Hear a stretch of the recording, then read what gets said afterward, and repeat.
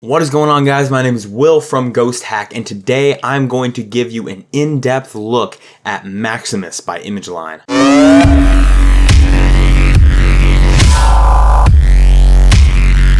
Now, Maximus is a multi-band compressor, saturator, and maximizer all in one. Be that as it may, I am most likely going to just refer to Maximus as a compressor throughout this video. Now, if you have ever been daunted by Maximus, if you thought it was overly complicated or it was not necessary to, learn what all of this does, I urge you to let go of those feelings because it is one of the best compressors that I have ever laid hands on, and it has more control than I have ever wished for. So just for the sake of the tutorial, I think I'm going to make this Maximus really big so you can see exactly what I'm talking about when I show you. So to start us off, I have this little drum beat right here.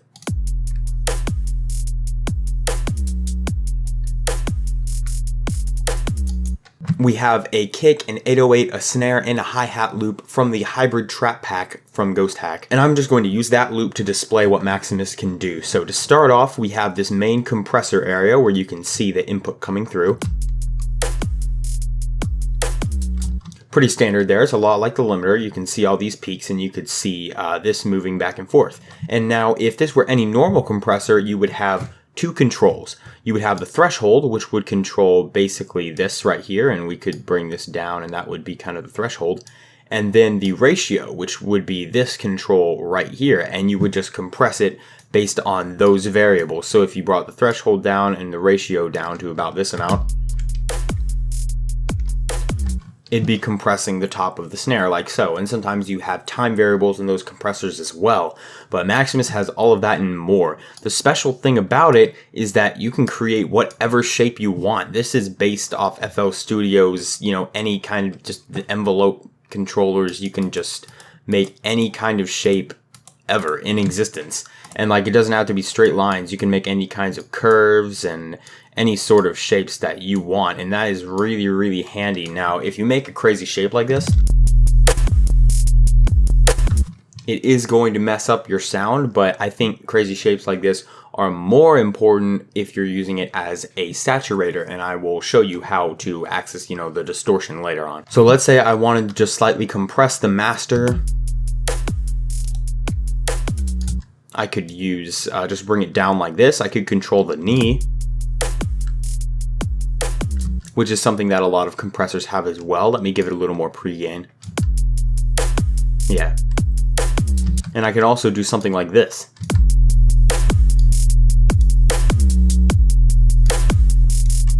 Which comes in very handy. You can get a really thick dynamic range with this. But of course, this is only the master. There are 3 bands going on here. We have a low. If we can just hit this button and solo the low,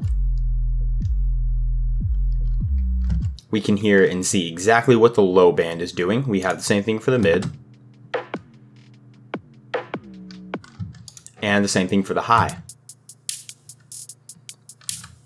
And now, as I did in the master, we can do anything in these areas. We can draw whatever we want, create any kind of shape. There's also this knob right here, and what this knob does is it works with the stereo field. Let's say I wanted to make the highs more stereo. All I have to do is bring this down and make it more separated. This knob is the equivalent of this knob, let's say this knob right here in FL Studio's mixer, these stereo knobs. It's very handy to do multi-band stereo work with this. We can just reset that, and what I usually do is I make the lows mono, which is a really good thing to do as well. Always make your lows mono in your mix. It's going to sound cleaner. So we have control over multi-band stereo field as well as multi-band dynamics. Now these controls right here are pretty special. We have on, which is just the normal. And then we have compressor off, which keeps this band where it is and makes sure that the band stays exactly the same, except it turns off any compression level. Any compression level coming through would be completely eliminated. There's muted, which takes away all of everything going through this low end. And then there's off, which means that this band is literally non-existent. Now the mid band is covering all the mid and the low range at once. And just to give you a better idea how all of this works, I'm going to hit this little button right here. It says bands. And now we can see the frequency separation in like an EQ spectrum for each of these bands. And if you hit this little button right here, we can work with it like an EQ. So let me solo this low. You can see the low frequencies going on there. And when I do compressor off, you can see the band stays right there and all the frequencies keep coming through, but there's no compression happening. I can do whatever I want here and nothing's going to happen to the sound at all. If I put it on muted, obviously there is going to be nothing coming out of this low end at all. And if I turn it on off, there you can see how the mid band is suddenly taking up all the mid and the low frequencies. So that's what I'm talking about. So that completes this little area right here. Let's move on to this section right here. This controls the pre-gain, the level going into the compressor, the gain coming out of the compressor, and the distortion. And I can change these settings for any of these bands. This isn't a universal thing throughout all of Maximus. It is individual per band. So let's say you can see that I bumped the pre-gain up in the master. I made sure that it was, peaking there at around 0 dB.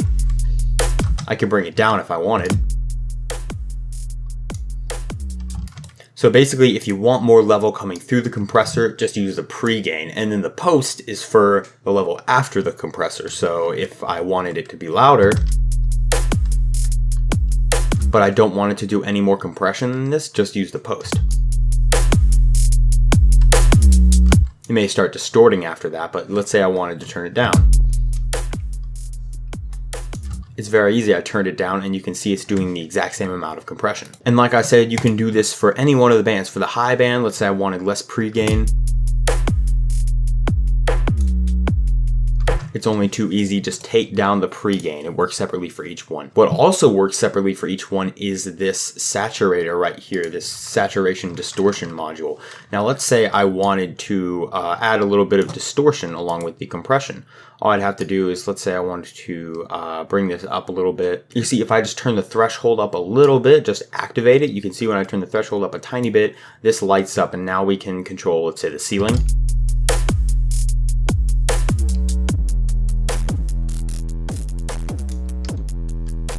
There is a lot of distortion happening there, and once again, you can't control the threshold to kind of just control the dynamic of the distortion.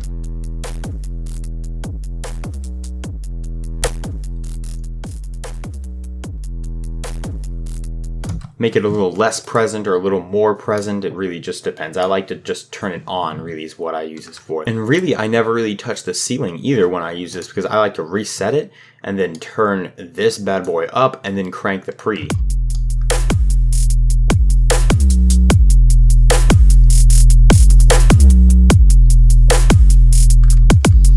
You can hear now that it is much, much louder. However, we are not peaking over 0 dB. And this is how you can use Maximus as a actual maximizer. If you just enable this little saturation here and then crank it, you can turn this down if you want to compress it a little bit. And then crank it through the saturator. It's going to make it very, very loud without actually peaking over 0 dB. So you can hear this was the file just normalized to 0 dB. And this is the file with a lot of this compression saturation. Both versions are 0 dB. This one just sounds so much louder because of the compression and saturation. Next up is this section right here. All of these knobs are right here, and these are the time variables. This is where you would control the actual timing of the compression. So you can see, let's just make a little compressing shape here. Yeah, we're just compressing the peak of the snare a little bit there. Let's turn the speed up a tiny bit. There, you can see the kind of shake that it's doing. And we have 3 controls here. And this is something that you probably won't have 3 controls in most compressors. Only the advanced ones have the 3rd control. What we have is an attack, a release, and a sustain. Now the attack is how quickly the compressor comes into effect when it receives a peak above its little threshold, above its compression threshold. You can see what happens when we turn the attack up a lot. It has this little fade in, like there's a fade in of the attack. That's because the attack is brought up, which means it is not going to be immediately as sensitive. It's going to take longer for the compressor to kick in. And you can see if we turn the attack all the way down, then we have this. It is just a solid peak. Like as soon as it gets signal, the compressor is going to go down and immediately compress that peak. There is going to be it's going to be brick wall. No sound is getting past this compressor. And you may be wondering what these 2 things below the attack and that 1 thing below the release is, and let me go over what it means for the attack. First off, let's say I bring the attack up a little bit and you can see a bit of a slope.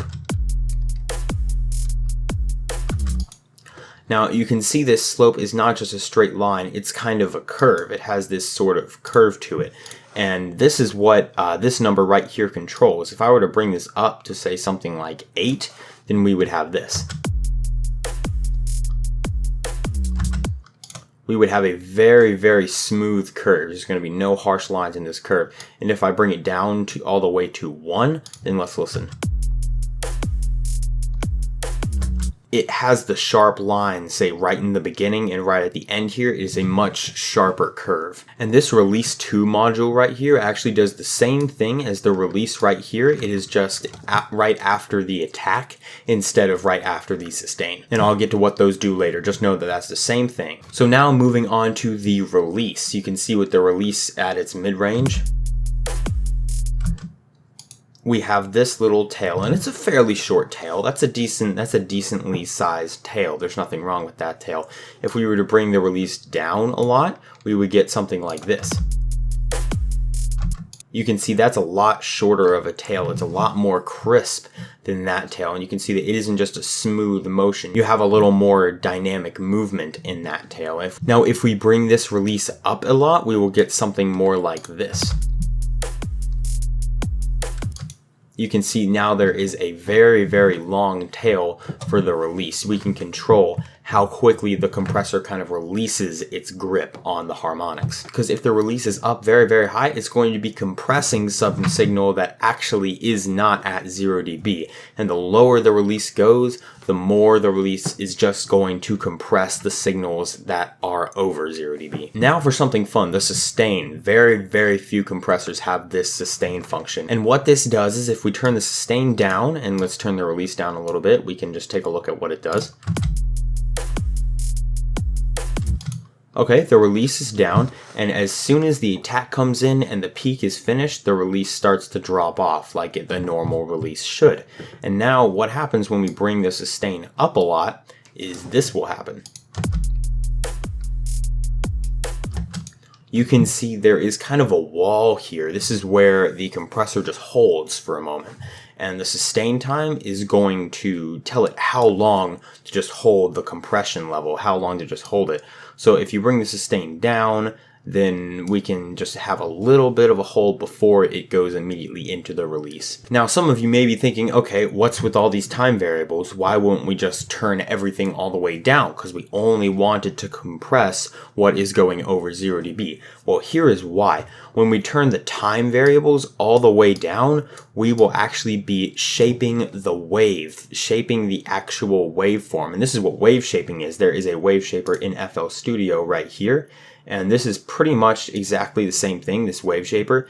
It's this main compression module, but with no time variables at all. And that creates distortion. Now, if you listen to what it's like when everything is turned all the way down,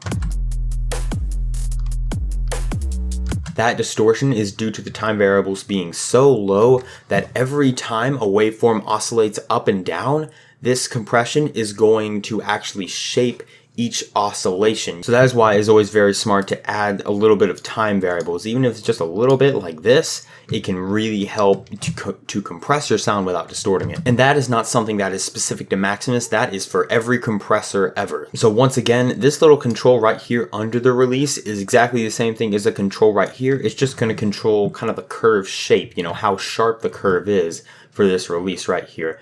And now for this right here, this peak and RMS, you can see if I bring this down, that we are compressing, and the compressor is, you know, pretty responsive to these individual peaks. Whereas if we go RMS,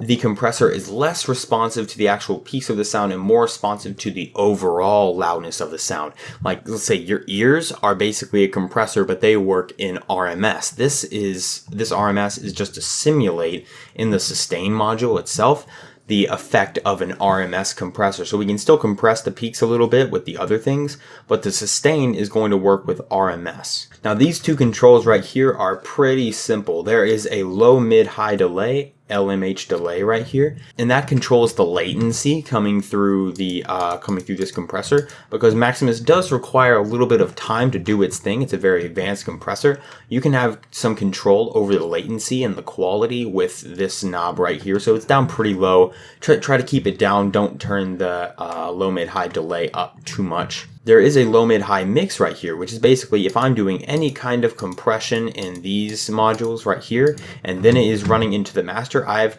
control to turn off all that 3-band compression or keep it all the way on. I can mix it in with this knob right here. So if I want to see how it sounds without any low, mid, high compression, I could completely do that. Now we are almost done here. We just have this little section right here, and this has to do with the frequency bands. This is a very important part. Let's bring this compressor up a little bit and let's solo the low end. Let's say I wanted the low end to be lower. I didn't want any of the frequencies in here. I didn't want any of that. I just wanted to bring it lower. So let's turn this low down. Now I have just a very, very sub bass, and you can hear that the mid is getting some of those 808 frequencies as well. And we can do the same thing with the high end. Say I want to put it right there, so pretty much all of the hi-hat is in the high end right there, and we can control that. And then we actually have this low cut